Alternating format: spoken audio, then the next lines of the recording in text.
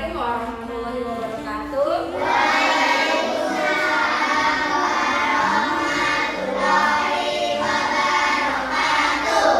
Sebelum pembelajaran dimulai, mari kita berdoa terlebih dahulu. Siapa yang mau menyiapkan? Ya, siapa?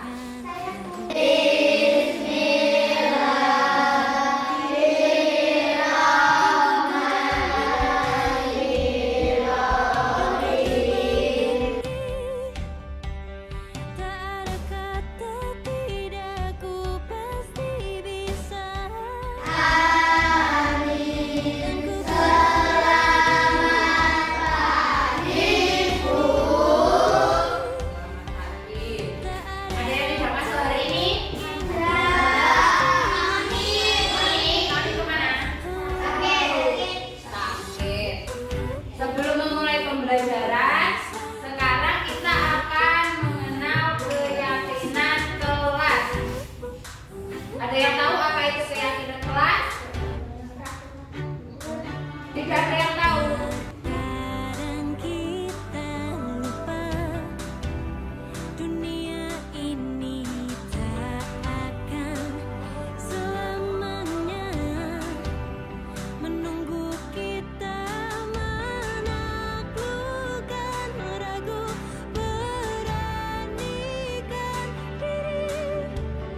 Kan ku kejar mimpi dan ku terbang tinggi, tak ada kata tidak, ku pasti bisa. Kan ku coba lagi ditemani pagi, tak ada yang tak mungkin, ku pasti bisa.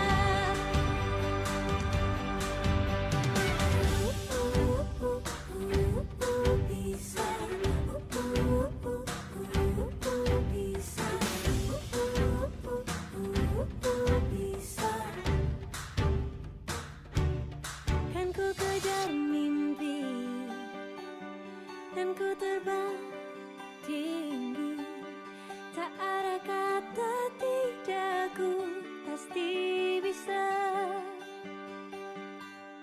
Kan ku coba lagi ditemani pagi, tak ada yang tak mungkin, ku pasti bisa.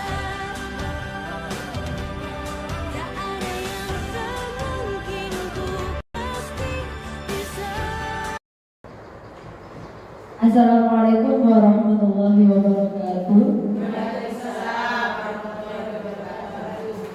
Yang saya hormati Bapak Kepala SDN 3 Binjai, yang saya hormati para ibu-ibu, rekan-rekan seperjuangan. Pada kesempatan kali ini, pertama-tama marilah kita ucapkan rasa syukur kehadirat Allah Subhanahu wa Ta'ala yang telah memberikan rahmat dan taufiknya sehingga pada siang hari ini kita bisa berkumpul di sini dalam acara aksi nyata pengimbasan modul 1.4 calon guru penggerak angkatan 7. Sholawat serta salam tidak lupa senantiasa kita curahkan kepada junjungan kita Nabi Agung Muhammad SAW yang kita nanti-nantikan syafaatnya di hari kiamat. Langsung saja, ibu-ibu, mari kita buka acara pada siang hari ini dengan Ummul Quran. Lahumul Fatihah.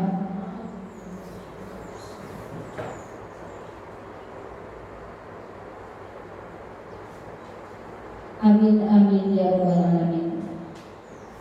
Pada kesempatan siang hari ini saya akan menyampaikan pengimbasan tugas saya, yaitu budaya positif.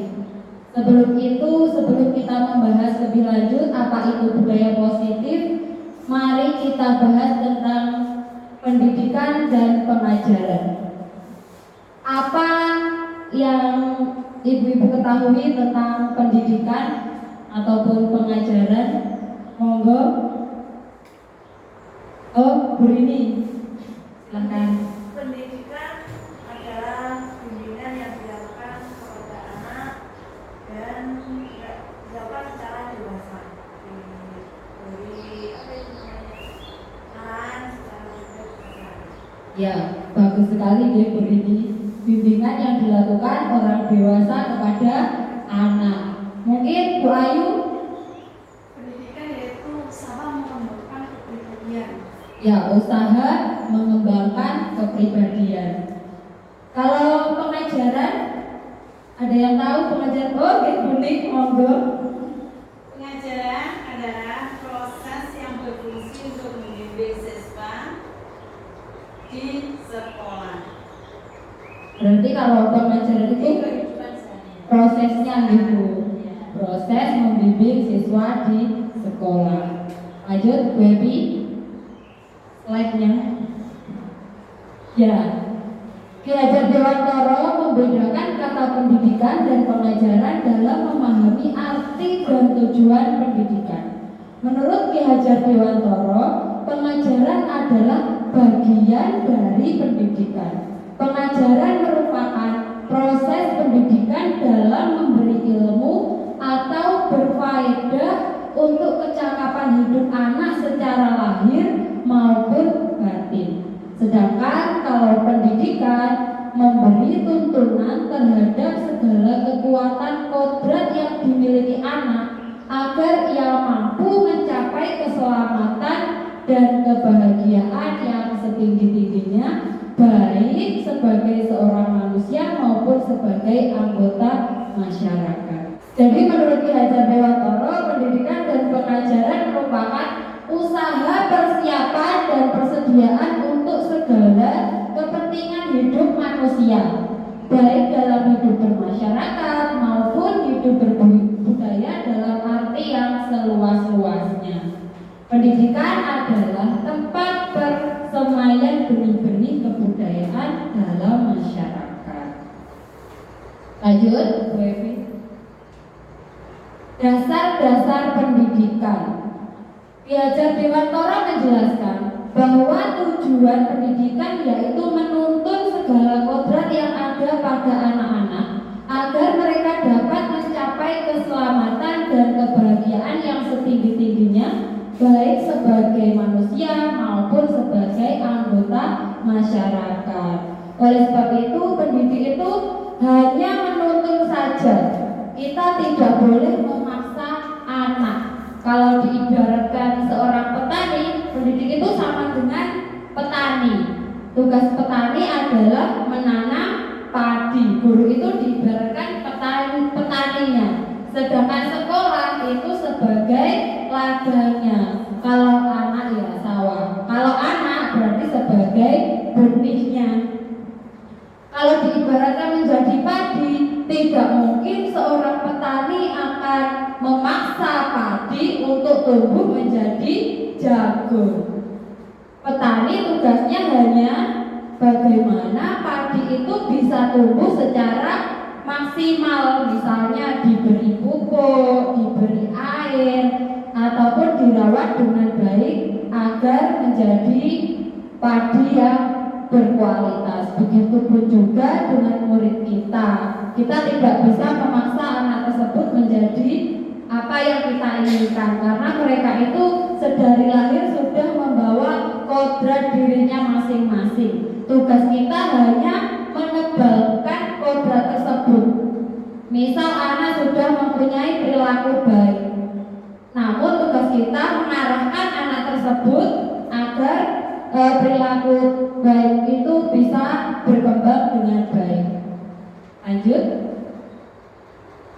Oh sebentar, tujuan kita sebagai pendidik tadi, tujuannya apa? Untuk menuju profil pelajar Pancasila. Ya kalau dalam kurikulum Merdeka, tujuan kita mendidik anak itu menciptakan agar menjadi pelajar Pancasila. Walaupun di sini kita masih menggunakan K13 ya Bu, setidaknya kita mengenal terlebih dahulu apa itu pelajar Pancasila. Nah, di situ ada 6 dimensinya. Beriman dan bertakwa kepada Tuhan Yang Maha Esa. Ada mandiri, berkebinekaan global, bergotong royong, kreatif, dan gotong royong. Lanjut. Nah, sekarang kita akan membahas pengibasan terkait budaya positif. Nanti kita akan membahas 6 poin. Yang pertama, perubahan paradigma teori kontrol.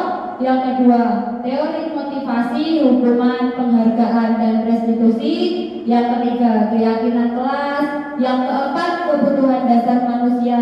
Yang kelima, 5 posisi kontrol. Dan yang terakhir, segitiga restitusi. Ya, sekarang kita beranjak ke budaya positif atau ekosistem positif. Sebenarnya kita semua sudah melakukan budaya positif yang ada di sekolah kita. Misalnya saja, apa itu budaya positif di sekolah kita?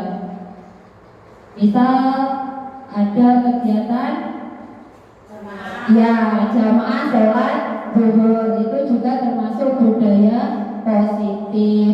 Kemudian sebelum melakukan pembelajaran berdoa terlebih dahulu, membaca surat-surat pendek. Kemudian jika bertemu guru ada 5S, senyum, sapa, salam, itu ya termasuk budaya positif yang sudah kita terapkan di sekolah kita. Yaitu budaya positif, jika kita ambil contoh seperti yang saya beritahukan tadi sebelumnya, kita itu diibaratkan tadi sebagai apa Ibu? Petani, ya, sebagai petani, bahwa kita itu tugas seorang pendidik hanya menuntun, ngemong istilahnya. Jadi kita tidak bisa memaksakan kehendak siswa. Yang bisa kita lakukan hanya mendampingi dan menuntun agar siswa menjadi lebih baik lagi. Lanjut. Sekarang pengibasan budaya positif. Nanti akan saya berikan kertas satu-satu.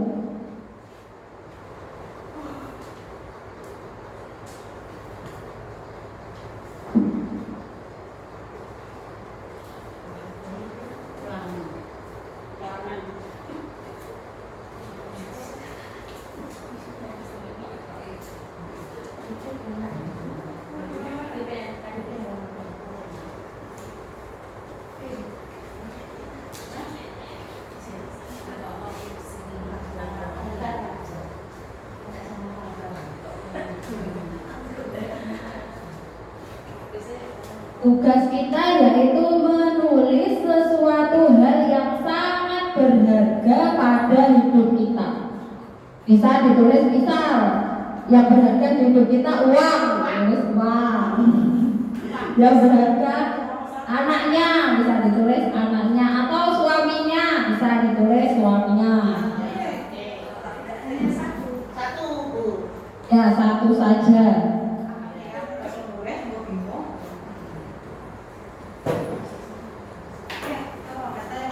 Ya, ditulis harta yang paling berharga. Harta yang paling berharga adalah keluarga. Sudah? Ya, sudah.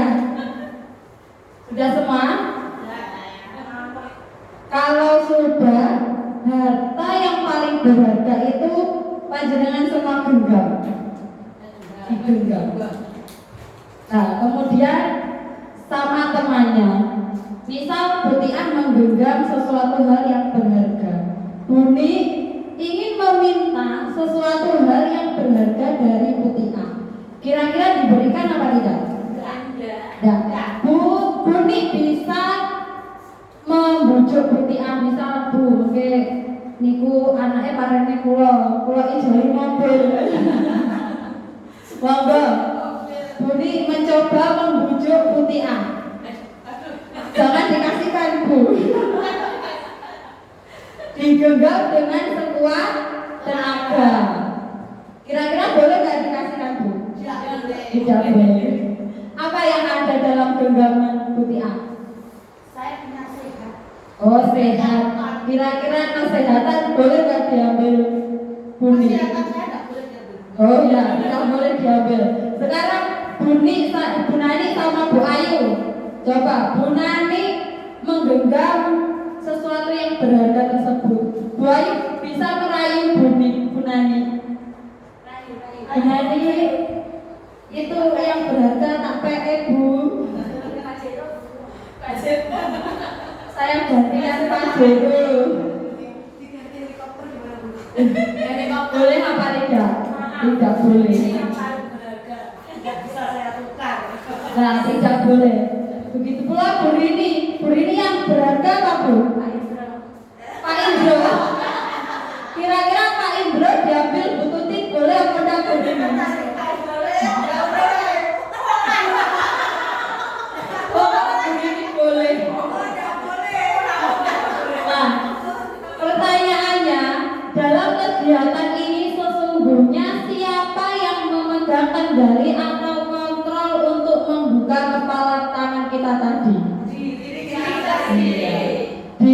kita sendiri. Berarti yang memegang kontrol sepenuhnya adalah diri kita sendiri. Apakah kita membuka atau menutup kepala tangan kita itu bergantung pada diri kita sendiri. Tajuk Baby, perubahan paradigma teori kontrol. Yang kita lakukan selama ini mungkin kita masih melakukan semua ini, bahwa ilusi guru mengontrol murid. Ya tentu kita di kelas biasanya mengontrol murid, cenderung mengontrol murid, mengharap kalau murid itu menjadi apa yang kita mau. Misalnya anak rame, kalau rame nanti saya beri sanksi apa, beri hukuman gitu. Ya, kemudian ilusi bahwa kritik dan membuat orang merasa bersalah dapat menguatkan karakter. Dan yang ketiga, ilusi bahwa semua penguatan positif, efektif dan bermanfaat. Dan yang keempat, ilusi bahwa orang dewasa memiliki hak untuk memaksa. Di sini kita walaupun sudah lebih tua atau lebih dewasa dari siswa, kita tidak boleh memaksa siswa. Kita itu selalu beranggapan, oh adik ini sudah dewasa, berarti murid harus nurut dengan kita. Itu harus kita sedikit kita kikis untuk berubah kepada teori kontrol. Kalau tadi stimulus respon, kita itu selalu mencoba mengubah agar orang berpandangan sama dengan kita. Yang benar yaitu teori kontrolnya, kita berusaha memahami pandangan orang lain tentang dunia, bahwa setiap orang itu mempunyai pandangan yang berbeda, pandangan sendiri-sendiri, tidak harus sama dengan kita. Kalau kita ayo kita tidak bisa memaksa orang untuk sama seperti kita ya. Terus perilaku buruk dilihat sebagai suatu kesalahan. Itu sebenarnya bisa kita menuju ke teori kontrol bahwa semua perilaku itu memiliki tujuan. Misal anak ruame, tujuannya apa? Selalu mempunyai tujuan. Nanti ada 5 kebutuhan dasar manusia. Kemudian yang ketiga, orang lain bisa mengontrol saya. Kita bisa tidak dikontrol? Tidak, kita tidak bisa dikontrol sebagai genggaman tadi. Hanya Anda yang bisa mengontrol diri Anda. Kemudian saya bisa mengontrol orang lain.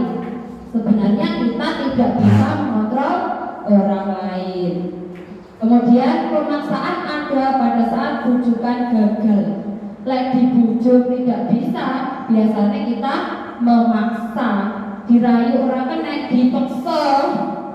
Nah itu harus kita kikis, bahwa kita harus kolaborasi dan konsensus menciptakan pilihan-pilihan baru. Terus ada model berpikir menang kalah, itu harus kita kikis, kita ganti dengan model berpikir menang-menang. Jadi tidak ada yang kalah, tidak ada yang menang. Sekarang menginjak ke disiplin. Apa disiplin? disiplin itu? Disiplin itu apa? Ya, mentaati peraturan. Ya, disiplin itu sebenarnya berasal dari bahasa Latin disiplinnya, disiplina yang artinya belajar. Kata disiplin itu juga berasal dari kata yang sama dengan disciple atau murid. Untuk menjadi seorang murid, seorang harus paham betul alasan mengapa mereka mengikuti suatu aliran atau ajaran tertentu. Sehingga motivasi yang terbangun adalah motivasi intrinsik, bukan motivasi ekstrinsik. Disiplin dapat membuat seorang menggali potensinya menuju kepada sebuah tujuan mulia, suatu yang dihargai dan bermakna. Dengan kata lain, disiplin diri juga mempelajari bagaimana cara kita mengkontrol dan bagaimana menguasai diri untuk memilih tindakan yang mengacu pada nilai-nilai yang kita hargai agar tercapai tujuan yang kita inginkan. Tujuan dari disiplin positif adalah menanamkan motivasi pada murid-murid kita untuk menjadi murid yang mereka inginkan dan menghargai diri sendiri dengan nilai-nilai yang mereka percaya. Dan ada 3 motivasi perilaku manusia. Yang pertama, untuk menghindari ketidaknyamanan atau hukuman. Misalnya, kalau kita melakukan sesuatu karena takut jika tidak melakukan akan dihukum. Misal anak kalau berangkat pagi terlambat, itu berangkat pagi bukan karena muncul dari dalam diri mereka sendiri, karena takut nanti kalau saya datang terlambat pasti dihukum sama Putian, disuruh membersihkan WC misalnya. Itu berarti motivasi yang ada, yang muncul itu berarti motivasi dari orang lain, motivasi eksternal. Yang kedua, untuk mendapatkan imbalan atau penghargaan dari orang lain. Misal, nanti kalau kamu nilainya 100 akan ibu beri hadiah, diberi jajan atau uang. Ya, itu berarti motivasi belajarnya berarti karena orang lain ingin mendapatkan hadiah. Itu juga motivasi eksternal. Kira-kira itu bisa mengubah diri murid apa enggak? Bisa juga, tetapi hanya bersifat sementara. Kalau sudah tidak ada hukuman, tidak ada hadiah, akan tidak kembali seperti sifat semula. Dan yang ketiga, ada motivasi dari dalam, yaitu internal, untuk menjadi orang yang mereka inginkan dan menghargai diri sendiri dengan nilai-nilai yang mereka percaya. Tugas kita yaitu berusaha memunculkan agar anak itu mempunyai motivasi internal. Berlaku disiplin tidak karena ada hukuman ataupun hadiah yang kita berikan, tapi kita berusaha menciptakan atau menumbuhkan motivasi dari dalam diri sendiri ya. Selanjutnya itu ada kata merdeka. Merdeka itu berarti apa? Bebas ya. Menurut Ki Hajar Dewantara, merdeka itu artinya tidak hanya terlepas dari perintah, akan tetapi juga cakap buat memerintah diri sendiri. Misalnya anak harus berlaku disiplin, menghargai waktu. Nanti kalau mereka ingin menjadi pengusaha misalnya, harus menghargai waktu. Itu berusaha kita munculkan. Terus yang ketiga, keyakinan kelas, hukuman, dan penghargaan. Mengapa tidak peraturan saja? Mengapa harus keyakinan kelas? Ini ada contoh. Mengapa kita memiliki peraturan harus menggunakan helm jika berkendara sepeda motor? Kira-kira itu kenapa, Bu? Ya, biar tidak dicegat polisi. Supaya aman. Ya, supaya aman jika terjadi kecelakaan. Nah, terus yang kedua, mengapa kita memiliki 3M? Menggunakan masker, mencuci tangan, dan menjaga jarak pada saat pandemi ini. Kira-kira karena apa? Ya, agar tidak tertular penyakit corona. Berarti alasannya karena kesehatan. Atau kalau ke bank nanti alasannya nggak boleh masuk ke bank. Nah, itu berarti peraturan. Terus, mengapa kita memiliki peraturan harus datang tepat waktu pada saat mengikuti pelatihan? Supaya apa? Supaya tidak dihukum. Berarti itu peraturan. Atau supaya apa? Supaya tidak ketinggalan materi ya. Untuk mendukung motivasi intrinsik kembali ke nilai-nilai atau keyakinan kita, lebih menggerakkan seseorang dibanding mengikuti serangkaian peraturan-peraturan. Kalaupun ada aturan tidak ditilang, kalau itu muncul dan yakin dari dalam diri kita sendiri bahwa memakai helm itu untuk keselamatan kita, kira-kira kalau pergi ke Tulungagung, ke kota, kita akan tetap memakai helm. Kalau itu karena peraturan, kita ke Tulungagung nggak usah pakai helm, berani polisi nih. Nah, itu berarti peraturan yang kita lakukan harus memotivasi diri kita bahwa helm fungsinya untuk menjaga keselamatan kita atau melindungi. Begitu pula tadi yang memakai masker, kita harus mempunyai keyakinan bahwa dengan kita memakai masker, mengikuti 3M akan terhindar dari sakit atau virus COVID tadi. Terus, yang mana yang merupakan keyakinan kelas? Di sini ada 2 keyakinan kelas, A dan B. Sama-sama baik. Monggo dengan amati.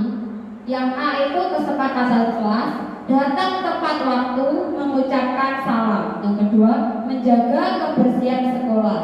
Yang ketiga, berdoa sebelum dan sesudah kegiatan, aktif dalam pembelajaran. Terus yang terakhir tertib. Yang B, kesepakatan kelasnya, kami guru dan murid saling menyayangi. Kami murid yang semangat belajar. Yang ketiga, kami murid yang peduli dengan teman-teman. Kira-kira yang keyakinan kelas yang A atau B? Bukti apa? Yang B. Bu Yayu yang B. Ada yang A? Ada yang A kira-kira? Tidak ada. Berarti baby yang A. Ini yang merupakan keyakinan kelas itu ya B. Kenapa kok B? Karena kami guru dan murid yang saling menyayangi. Kalau A itu cenderung peraturan, kalau tidak melakukan akan mendapatkan hukuman atau sanksi. Kalau saling menyayangi pasti tidak akan melakukan hal-hal yang negatif karena saling menghargai antara guru dan sesama teman. Lanjut, gambaran perbedaan antara hukuman, konsekuensi, dan restitusi. Nanti kita akan membahas lebih dalam restitusi. Itu sesuatu yang baru. Identitas gagal dan ada identitas sukses. Kalau hukuman itu termasuk identitas yang gagal. Apa itu hukuman? Hukuman itu apa, Bu? Ya, sesuatu yang menyakitkan. Biasanya ya menyakiti hati ataupun fisik. Ya, itu termasuk hukuman. Terus kalau konsekuensi, Bentuk dari tanggung jawab. ya, bentuk dari tanggung jawab. Berarti kalau konsekuensi sudah disepakati sebelumnya, ya. Kalau restitusi merupakan pilihan. Jadi nanti anak yang melakukan memecahkan masalahnya sendiri. Yang kedua, hukuman tidak nyaman untuk murid atau anak dalam jangka waktu panjang. Kalau konsekuensi tidak nyaman untuk murid atau anak untuk jangka waktu pendek. Kalau restitusi menguatkan anak dalam jangka waktu yang panjang, karena kalau restitusi itu cenderung muncul motivasi intrinsik, ya motivasi dari dalam. Kalau hukuman, korban mendapatkan keadilan. Kalau konsekuensi, korban bisa diabaikan. Kalau restitusi, korban mendapatkan ganti. Yang selanjutnya, murid akan tersakiti kalau dihukum. Kalau konsekuensi, murid anak biasanya juga tidak nyaman juga kalau konsekuensi. Yang terakhir, murid akan mendapat penguatan kalau restitusi. Kalau hukuman, perilaku pasif agresif meningkat. Kemudian konsekuensi, penguatan hanya bertahan dalam waktu pendek, tidak akan bertahan lama. Kalau restitusi, masalah akan terpecahkan. Hukuman, sistem tidak akan berjalan bila murid tidak takut. Kalau tidak takut akan hukuman tersebut, berarti peraturan kita tidak berjalan. Kalau konsekuensi, memerlukan monitoring dan supervisi terus-menerus dari guru. Yang selanjutnya, murid belajar bertanggung jawab. Kalau restitusi mengajari murid untuk bertanggung jawab terhadap apa yang telah mereka lakukan. Kalau hukuman berlaku hanya pada sebuah institusi, tidak berlanjut pada kehidupan nyata. Kalau konsekuensi, membantu penerapan mengikuti peraturan dalam masyarakat. Yang terakhir, kalau restitusi, fokus pada pemecahan masalah dalam jangka waktu yang panjang. Next. Perbedaan hukuman dan konsekuensi. Jadi ini ada beberapa perbedaan hukuman dan konsekuensi. Seperti tadi, kalau hukuman sesuatu yang menyakitkan dan harus terjadi. Konsekuensi sesuatu harus terjadi. Kalau hukuman membuat fisik anak sakit maupun hatinya juga sakit karena dihukum. Kalau konsekuensi membuat anak merasa tidak nyaman dalam jangka waktu yang pendek. Terus anak membenci kedisiplinan karena kalau tidak disiplin akan dihukum. Ya, kalau konsekuensi anak menghargai disiplin karena sudah tahu konsekuensinya apa, mereka sendiri yang membuat. Terus kalau hukuman mendorong anak menyakiti diri sendiri. Kalau konsekuensi mendorong anak agar mudah menyesuaikan diri. Kalau hukuman, konsep diri yang buruk. Kalau konsekuensi, konsep diri yang baik. Anak belajar untuk menyembunyikan kesalahan, itu hukuman. Anak belajar untuk mematuhi peraturan, itu konsekuensi. Kalau hukuman membuat anak menjadi marah, rasa bersalah, dipermalukan, dan merasa tidak dihargai. Kalau konsekuensi, kehilangan hak, dibuat tidak nyaman, diasingkan untuk sementara. Lanjut. Ini ada beberapa pernyataan, nanti ada hukuman atau konsekuensi. Mencatat 100 kali di dalam buku kalimat, saya tidak akan terlambat lagi karena terlambat ke sekolah.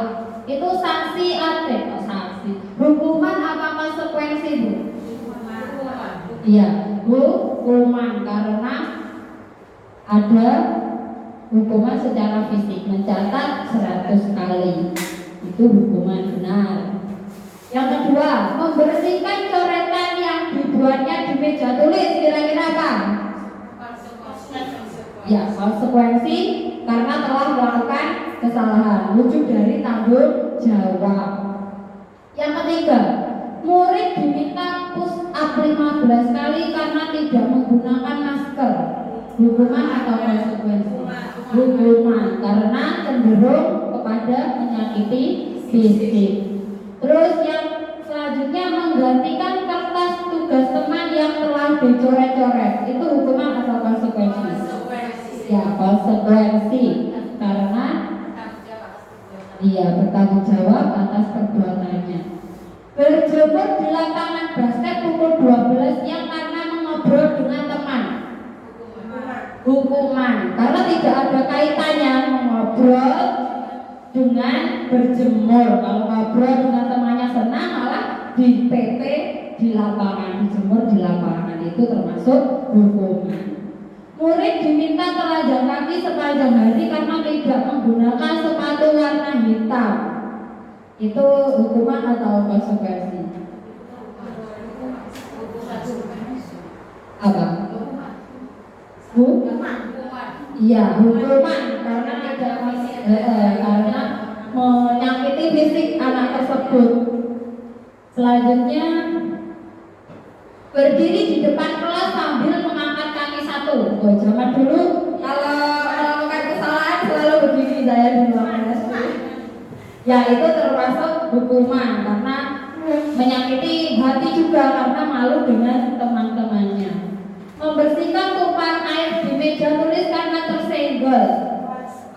Iya, konsekuensi karena bentuk tanggung jawab mereka karena menumpahkan botol air. Kehilangan 10 menit jam istirahat untuk mengerjakan tugas karena terlambat datang dan tertinggal pelajaran selama 10 menit. Itu hukuman apa konsekuensi? Itu konsekuensi.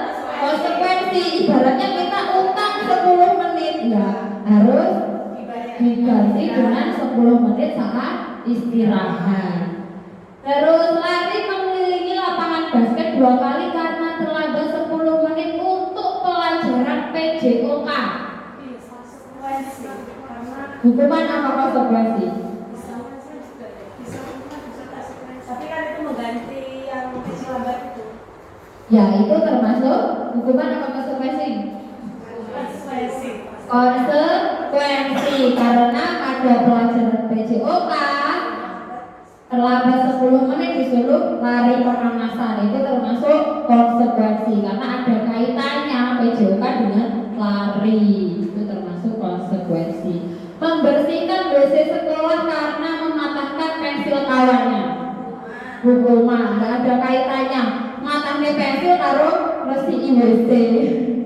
Terus yang terakhir, duduk di bangku di pinggir lapangan pada jam istirahat tidak diizinkan bermain oleh guru piket karena mencederai teman saat bermain di lapangan. Hukuman atau konsekuensi? Konsekuensi. Ya. Karena udah izin itu. Iya, mencederai teman saat bermain sehingga sama gurunya tidak boleh bermain di lapangan. Itu konsekuensi karena mencederai teman tadi. Ngantuk gitu. Ngantuk. Sekarang dihukum oleh penghargaan. Baik penghargaan maupun hukuman adalah cara-cara mengontrol perilaku seseorang yang menghancurkan potensi untuk pembelajaran yang sesungguhnya. Selanjutnya juga mengemukakan beberapa pernyataan dari hasil pengamatannya selama ini tentang tindakan memberikan penghargaan yang nilainya sama dengan menghukum seseorang. Kenapa memberikan hadiah itu justru malah menghukum seseorang? Penghargaan menghukum. Kenapa ada istilah penghargaan menghukum? Misalnya ada anak yang ranking 1 dikasih buku 1 paket, itu justru akan menghukum. Kenapa kok ada istilah seperti itu? Karena anak nanti akan selalu tergantung. Ya, anak akan selalu mengharapkan hadiah. Selain itu, menghukum temannya yang lain yang tidak mendapatkan hadiah sehingga menimbulkan iri terhadap teman yang lain, sehingga pada kita nanti 13 sekarang tidak ada ranking-rankingan ya Bu. Tidak ada ranking 1, 2, dan 3 karena itu termasuk menghukum anak yang lain nanti jadi minder, jadi iri dengan anak yang pandai tersebut. Penghargaan itu tidak efektif, akan merusak hubungan karena iri tadi jadi membenci temannya misalnya, itu akan merusak hubungan antara sesama teman. Terus mengurangi ketepatan, terus pengaruhnya hanya jangka pendek dan mematikan kreativitas anak. Motivasi diri dari dalam diri atau intrinsik. Terus yang terakhir, penghargaan menurunkan kualitas. Anak itu berubah menjadi lebih baik karena hanya semata-mata mengharapkan hadiah atau penghargaan. Kalau kita ingin memberikan penghargaan, boleh apa tidak? Boleh. Tetapi kalau bisa jangan di depan teman-temannya, karena sebagai wujud apresiasi anak itu mendapatkan juara. Kita boleh memberikan penghargaan, namun secara pribadi, misalkan mengucapkan selamat, itu penting bagi anak itu. Tapi kalau penghargaan menjadi hukuman tadi, yang merasa dihukum adalah orang lain atau temannya. Ya, ini 5 kebutuhan dasar manusia. Ini tadi segala sesuatu yang kita lakukan selalu mempunyai tujuan. Nah, ini ada kaitannya dengan 5 kebutuhan dasar manusia. Jadi anak-anak itu dan kita semua dalam kehidupan mempunyai 5 kebutuhan dasar. Ada kebutuhan penguasaan, bertahan hidup atau survival. Terus yang ketiga kesenangan. Yang keempat kasih sayang dan rasa diterima. Dan yang kelima kebebasan. Lanjut. Bertahan hidup. Bertahan hidup adalah kebutuhan yang bersifat fisiologis. Untuk bertahan hidup, misalnya kesehatan, kita butuh rumah, makanan, itu sebagai 5 dasar kebutuhan tadi bertahan hidup untuk mempertahankan kehidupan kita. Terus selanjutnya, lanjut, kasih sayang dan rasa diterima. Kita dalam hidup membutuhkan kasih sayang ya Bu. Nah, kita membutuhkan kasih sayang dari anak kita, dari pasangan kita. Itu meliputi kebutuhan yang berhubungan dengan sosial, kebutuhan untuk memberi dan menerima kasih sayang. Selanjutnya, penguasaan, kebutuhan pengakuan atas kemampuan atau diterima.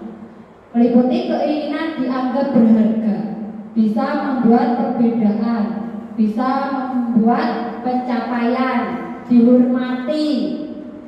Kalau kebutuhan pengakuan atas kemampuan atau penguasaan, misal kalau anak itu ingin menjadi selalu tampil di depan, menjadi pemimpin, menjadi ketua kelas, ambisi ingin mendapatkan sesuatu, itu kebutuhan penguasaan.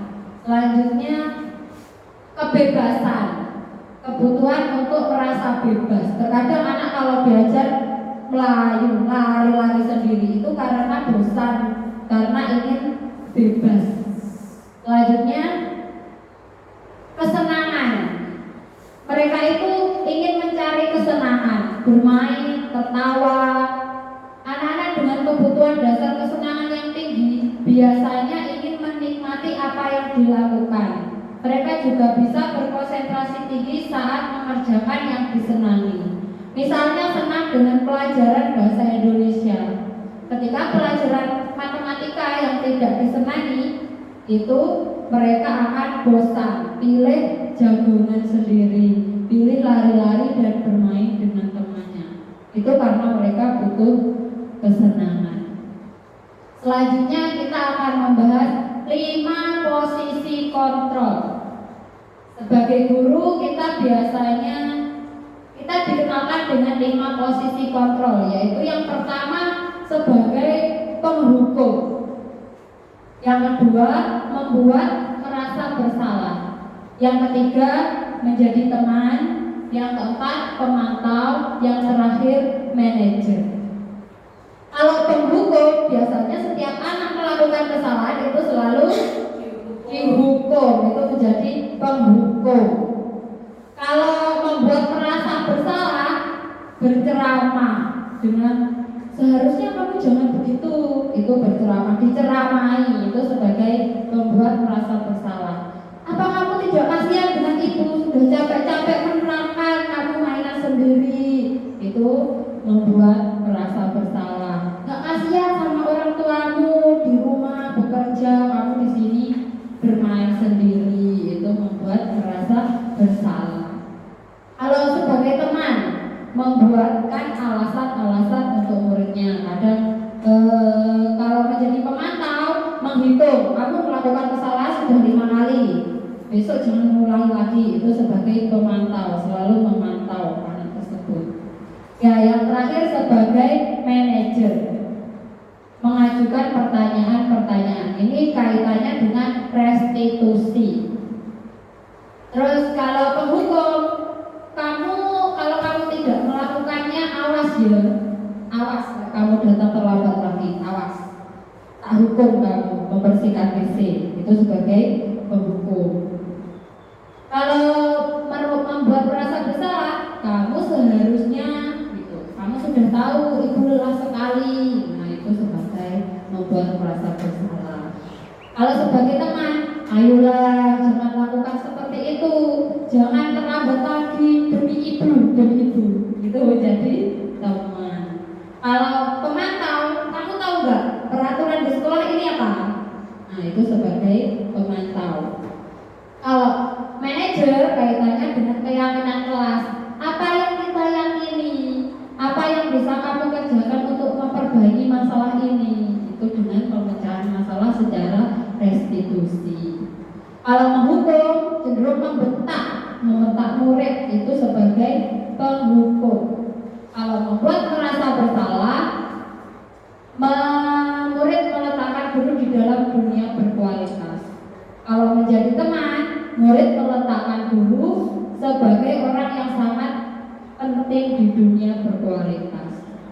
Kalau pemantau, murid meletakkan guru, peraturan dan hukuman dalam dunia berkualitas.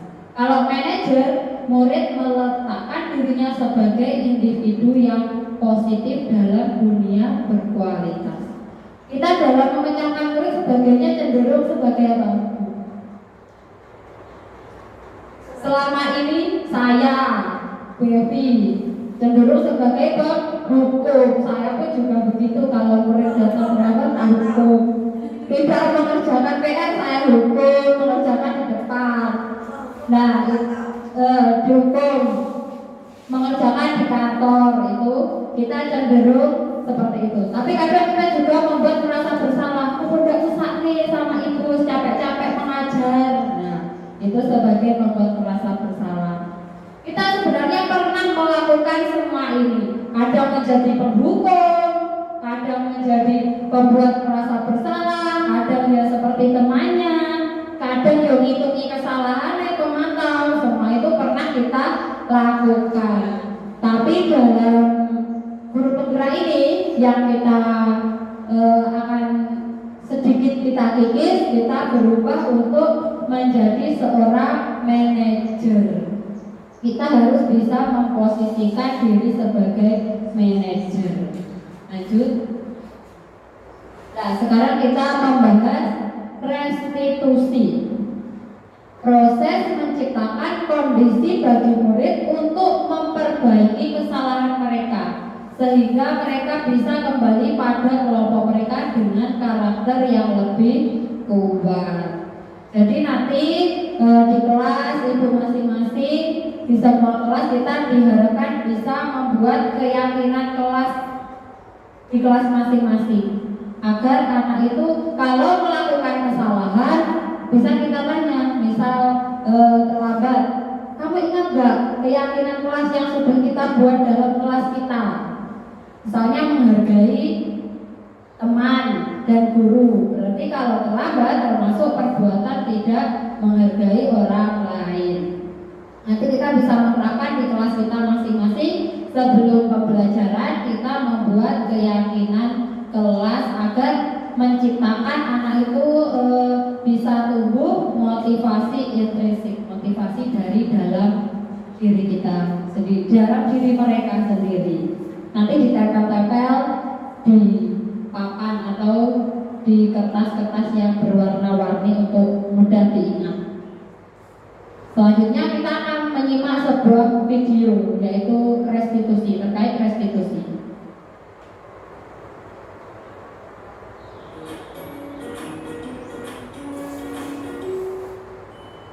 Salam dan bahagia Ibu dan Bapak Guru hebat. Pada video kali ini kita akan membahas tentang salah satu program disiplin positif yang diterapkan di lingkungan sekolah yang dikenal dengan nama restitusi.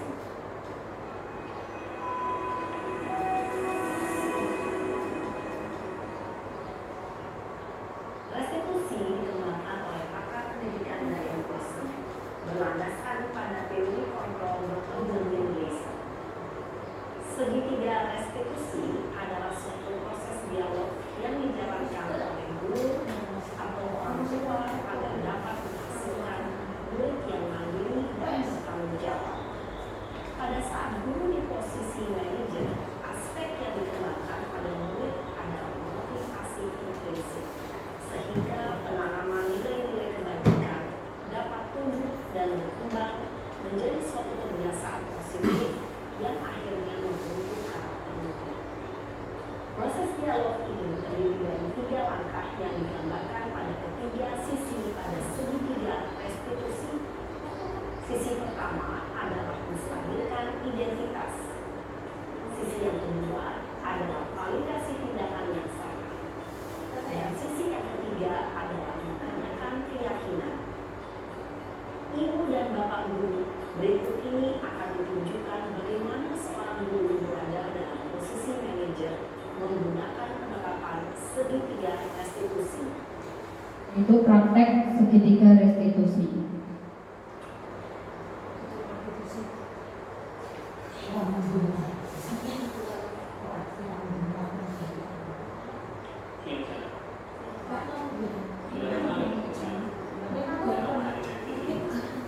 Stop Pak, stop banget.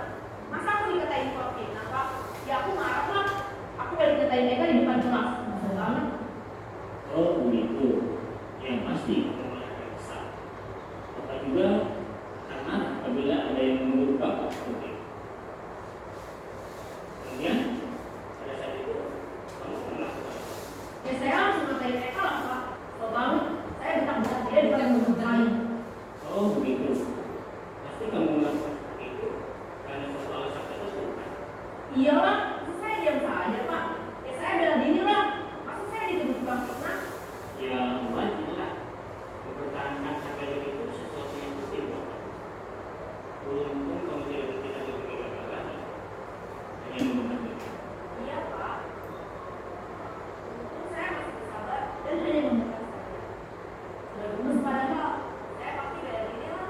Ya pasti ya, tapi kamu memilih untuk tetap bertahan dan bersabar. Kamu memilih untuk tidak berbuat lebih parah lagi. Nah, sekarang coba kita lihat lagi tindakan kamu yang menyangkut KPK di kelas. Tindakan kamu itu kira-kira sesuai dengan keyakinan kelas atau prinsip kamu tidak? Enggak lah Pak. Capek Pak di rumah. Jadi keyakinan atau prinsip mana yang kurang sesuai dengan keinginan kamu? Ya, saya sebenarnya sama seperti orang lain. Mungkin saat itu saya menjadi emosi. Jadi tidak melakukan seperti itu. Kamu meyakini tidak? Menghargai orang lain itu penting buat kamu. Yakin lah Pak. Iya, setuju. Kita harus saling menghargai. Namun, ada juga keyakinan yang kita sepakati yang perlu kita jalankan. Apabila kita sedang marah, bukan?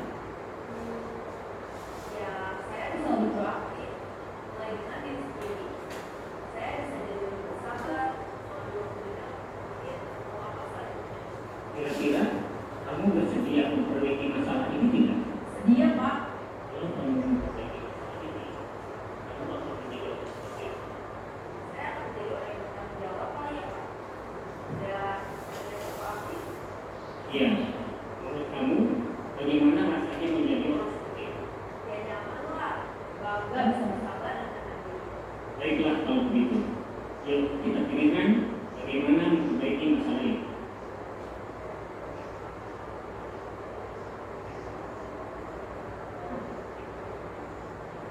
Ibu dan bapak guru hebat.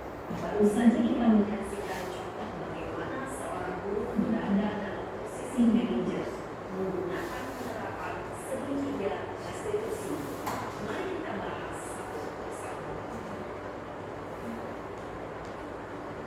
Pada sisi pertama, menstabilkan identitas berdasarkan pada prinsip bahwa membuat kesalahan Nah, itu tadi termasuk praktek restitusi. Kemarin itu saya sudah mempraktekkan membuat video yang simulasi.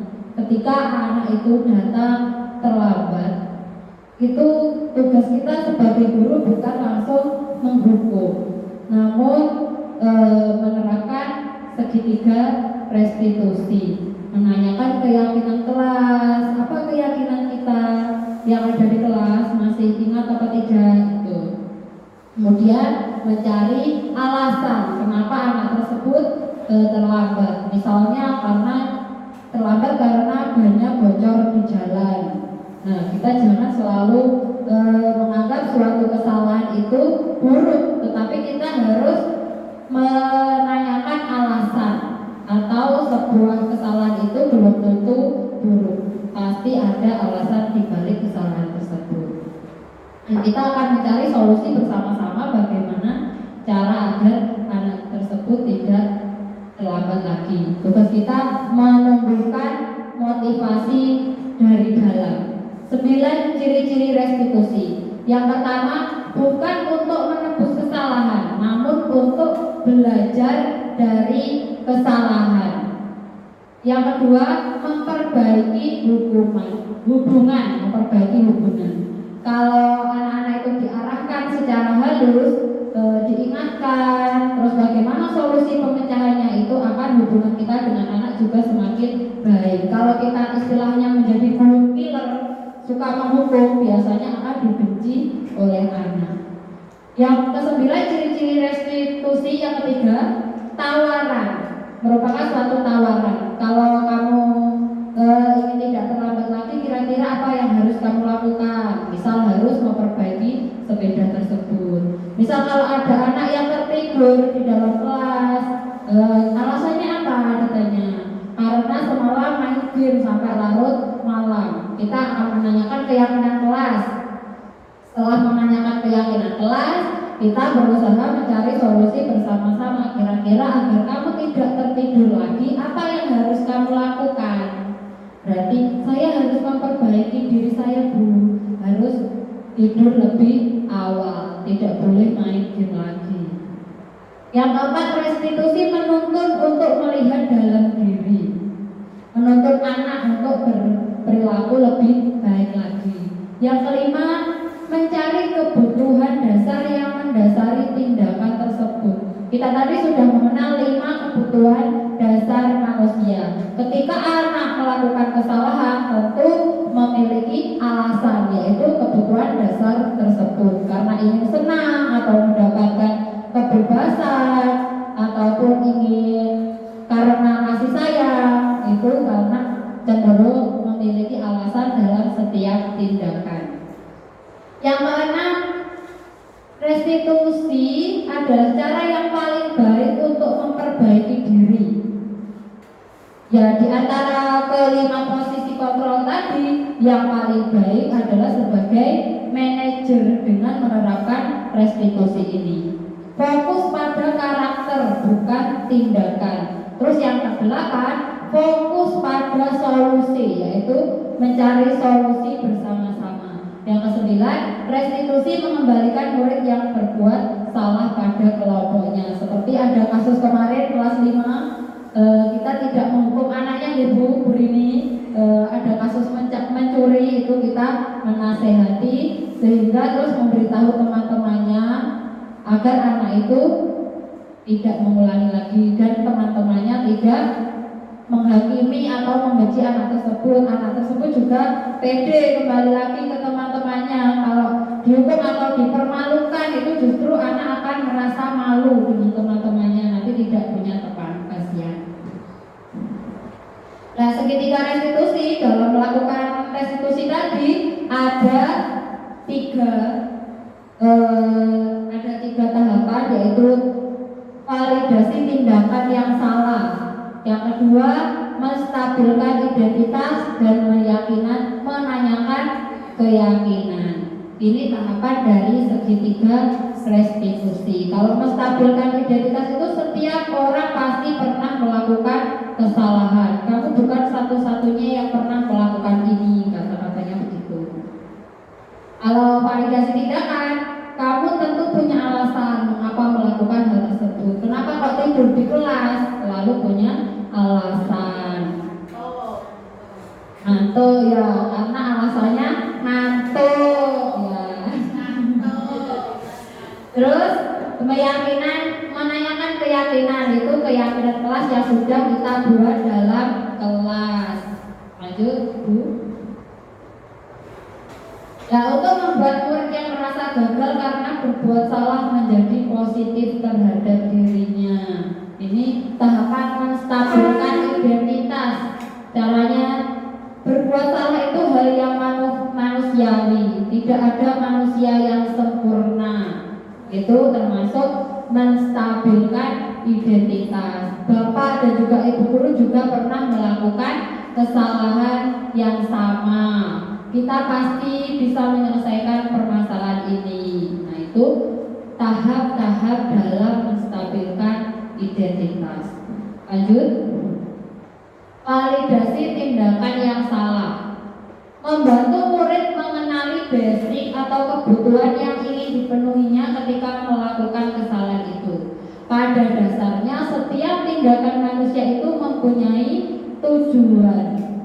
Ya, ada kebutuhan dasar, apakah itu penguasaan atau kebebasan tadi, terus kesenangan ataupun kasih sayang. Itu setiap apa yang dilakukan anak itu selalu mempunyai tujuan.